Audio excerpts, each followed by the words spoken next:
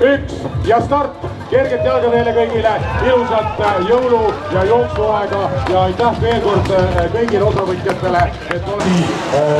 Soomaer, Sparta, Võreteerimiskuul, Kesk-Eesti Muusika- ja Teatriakadeemia ettejooksmine, Tallinna spordiklubi El Solo logo, näiteks 10 kilomeetri pikkuse võistluse